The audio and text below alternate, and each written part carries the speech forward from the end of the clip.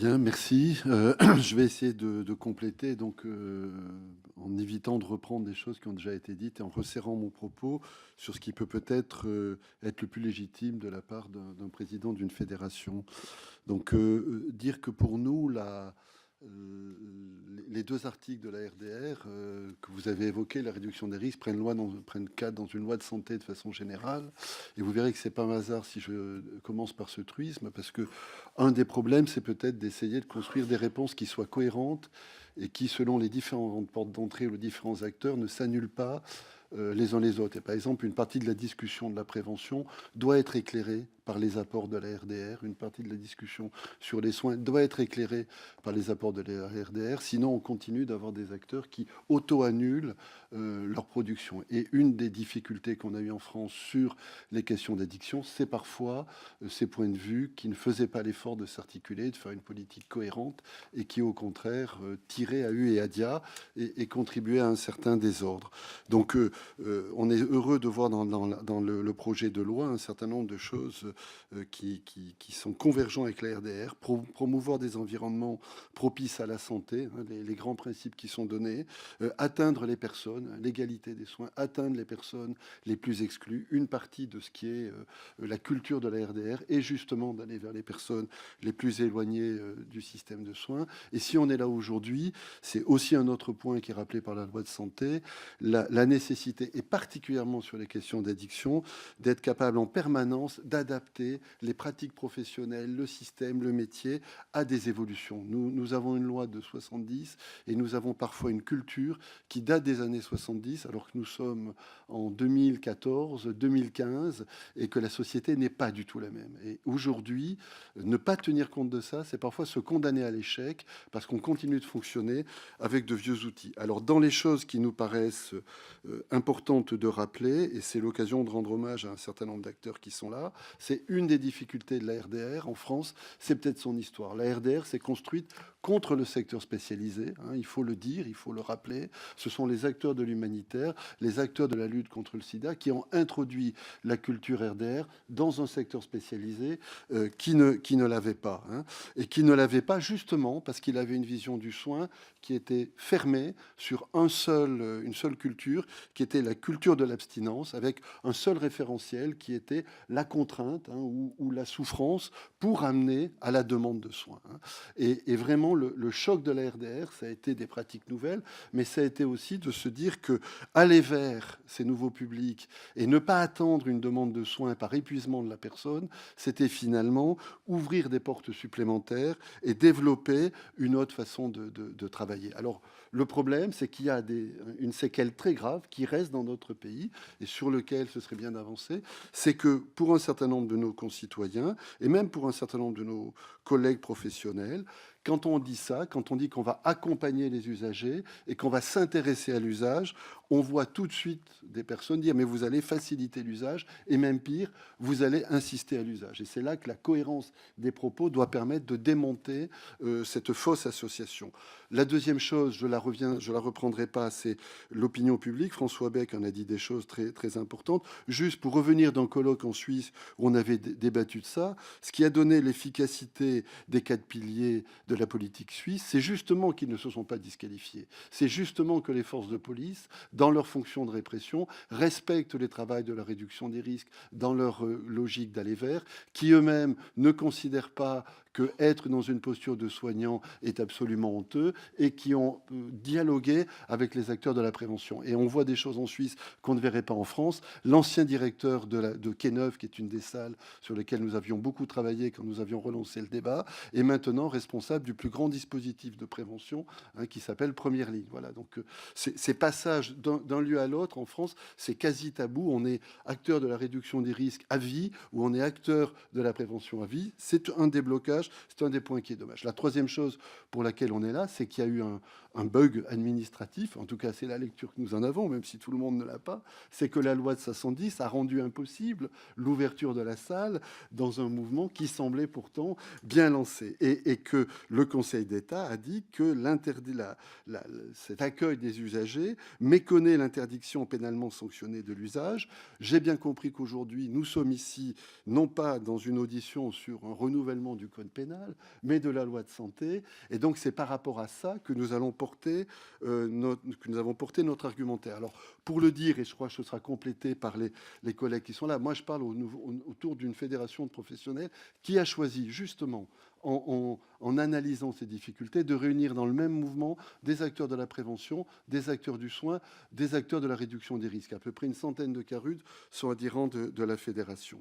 Et donc de travailler sur ces logiques professionnelles. Et donc du coup, quels seraient les 4 points qu'on peut avoir pour notre argumentaire? Le premier, c'est qu'aujourd'hui, la réduction des risques reste une façon tout à fait efficiente de répondre aux épidémies ou aux maladies transmissibles, mais elle n'est pas que ça, et elle ne peut pas être considérée que comme ça. Elle est donc un mode d'intervention, une façon d'aller en direction des usagers, une façon d'agir même sur ce qu'on appelle les modes de vie.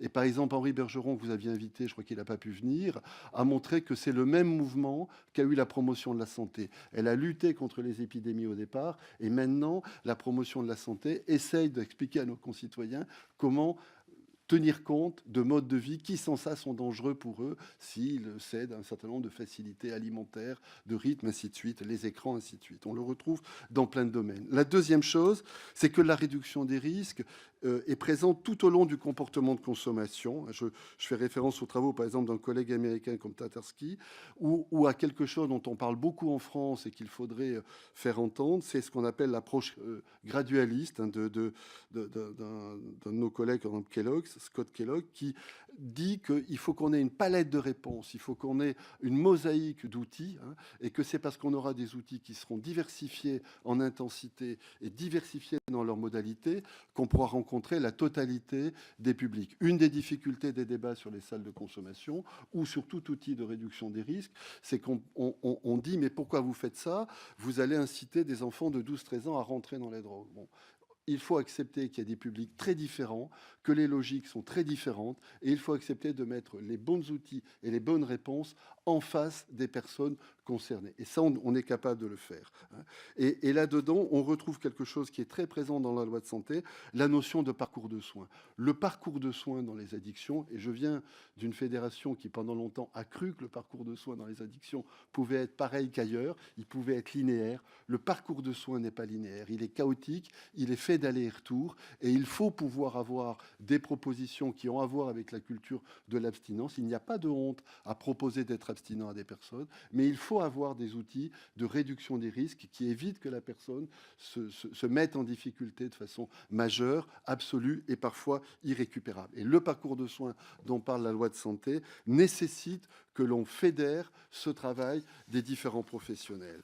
Un troisième point qui me paraît important aujourd'hui, c'est que la réduction des risques, on a beaucoup parlé d'un certain nombre d'outils et je pense que d'autres seront abordés, mais la réduction des risques, elle doit permettre de répondre à l'ensemble des problématiques, à l'ensemble des modes de consommation, d'usage. L'injection, bien sûr, le sniff, mais pourquoi pas aussi rappeler qu'une partie de la réduction des risques se développe en milieu festif. Vous êtes certains élus de grandes villes autour de ce qu'on appelle les alcoolisations aiguës, des consommations dans l'espace public. Et si à chaque fois qu'on propose un outil nouveau, on se paye les psychodrames, qu'on se paye quand il y a eu l'arrivée des TSO, quand il y a eu l'arrivée des échanges de seringues, quand il y a eu avec les salles de consommation, il ne faut pas s'étonner que notre pays soit sur ce sujet, comme parfois sur d'autres, en retard sur des pratiques qui devraient couler beaucoup plus de sources. Donc nous souhaitons que ce débat-là permette d'installer la réduction des risques, point, comme outil complémentaire des autres approches, disqualifiant aucune des autres approches, mais elle ne soit pas focalisée sur tel ou tel point de détail,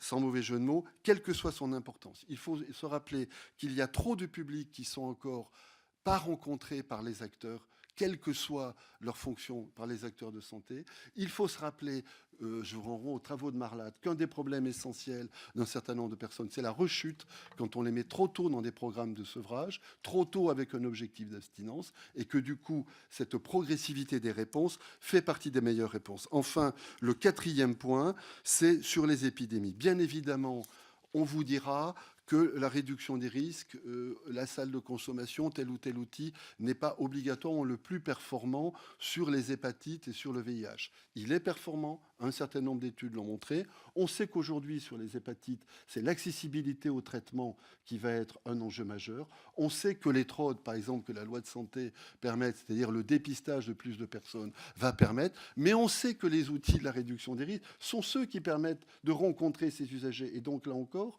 la performance s'analyse de façon globale et pas de façon spécifique. Et plus on rencontrera des usagers, plus on pourra dépister, plus on pourra faire accéder à ces traitements. Et c'est cette logique-là que nous souhaitons défendre. Je vous renvoie là-dessus au rapport du professeur Dumont, et notamment au chapitre coordonné par mon vice-président, le docteur Jean-Michel Delille, où la plupart d'entre nous avons collaboré. Donc pour terminer très rapidement, la Fédération Addiction souhaite que cette loi de santé permette de reconnaître et de sécuriser la réduction des risques, comme dans l'esprit de convergence des différentes approches que j'ai essayé de rapidement de vous expliquer. Ça veut dire peut-être que notamment les objectifs de la loi de santé autour de l'article 8 et la réduction des risques au regard des usages, substances licites et des addictions sans substance, c'est-à-dire que on voudrait que ce soit l'ensemble de la réduction des risques qui soit pris en compte. On voudrait que l'accompagnement des consommations soit bien considéré comme étant un premier palier, comme une étape intégrée de la réponse et pas comme cette suspicion de facilitation. C'est un moyen que le public qui a le plus de handicap rentre dans la rencontre avec les professionnels de la santé au sens large. Il faut du coup, je me permets d'insister là-dessus, que l'ensemble des acteurs sur le terrain soient sécurisés. Je suis président d'une fédération et je parle aussi au nom de Carut, qui n'ont que 2 salariés, dans des villes où les dispositifs sont fragiles, avec des conseils d'administration composés de quelques bénévoles venant et ces professionnels disent « moi je ne peux pas forcément accompagner mes salariés quand ils veulent faire de la réduction des risques si le cadre juridique n'est pas complètement solide. Tout le monde n'a pas derrière de gros conseils d'administration pour les défendre. Et le dernier point, c'est du coup, si on pouvait une dernière fois, et j'espère une fois définitive, faire que les ambiguïtés de l'accompagnement des usages ne soient plus associées à accompagner sur un jour favorable l'usage de drogue. Ça nous gagnerait du temps et ça nous éviterait de nous revoir pour des débats parfois stériles et inutiles. Je vous remercie. Merci et merci d'avoir rappelé que la réduction des risques est encore en France un espace de conflit idéologique où pullulent encore quelques représentations tronquées et qu'il ne faut pas être dans la condamnation d'un fait, la condamnation d'un geste plutôt, mais dans la gestion d'un fait. C'est ce que nous essayons de faire dans le cadre de cette loi santé.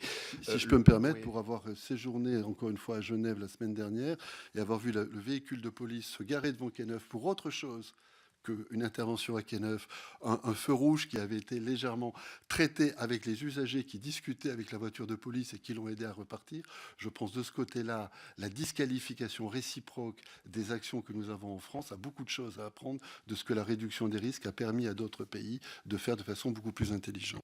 Quai-Neuf, qui est donc la salle de consommation à moindre risque qui a été ouverte à Genève. Près Je crois d'une qu'il y avait gare. eu un référendum populaire qui avait eu lieu 10 ans après l'ouverture, qui avait remporté plus de 70% d'assentiment favorable de la part de la population. Les C'est ça. référendums qui avaient essayé de mettre en cause cette politique ont régulièrement redonné une majorité à ces dispositifs. Nous sommes donc bien en train de discuter aujourd'hui d'expérimenter un dispositif que nos amis et voisins helvètes ont mis en place il y a 30 ans avec succès.